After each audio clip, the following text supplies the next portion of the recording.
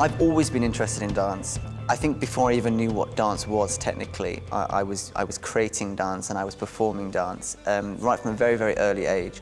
And to me, dance is the purest form of self-expression. It's what makes me feel most comfortable. Up 2, down 3, turn 4, turn 5. There were hundreds of different genres of dance, and there's a big freedom within for you to be able to develop your own style. The particular style that I'm interested in and I work is somewhere between contemporary dance, ending up somewhere in a musical theatre style.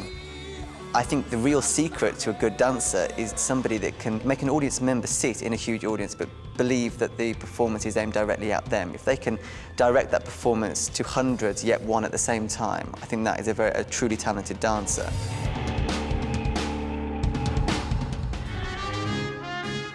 Dance is a medium, I think, that gives you the tools to be able to express any possible emotion that you can think of. If you have the ability to think of an emotion, then there are so many exciting ways that you can then translate that into dance. I always think that your only limitation is the limitation of your mind.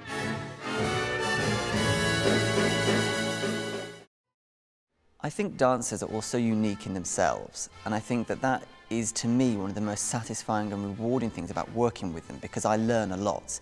And the beautiful thing is after being trained so intensely to perform these certain steps or moves, to be able to turn yourself around and be that mirror that people are standing in front of and trying to reflect themselves upon. That's really rewarding for me, and I get a lot out of being inspired by the people that I work with. Because the beauty and the excitement of that is that these people that you're employing or the people that you're working with very often can do things that you can't, and they can express something that you or your body or your look or your age cannot express yet or won't ever be able to express. So you can find ways of expressing yourself in so many different ways by using other people as different mediums. And that's hugely rewarding, hugely satisfying, and very often very exciting, because it suddenly makes you feel like you can say so many things that you couldn't before. Something that's been particularly exciting for me in my career is being given the opportunity to choreograph and direct my own work, particularly for film. The great thing about this is that in these circumstances, I was given the freedom to develop my own idea, my own concept. I cast the piece myself, meaning that I could entrust the opportunity and the characters to people that I really, really trusted and believed in.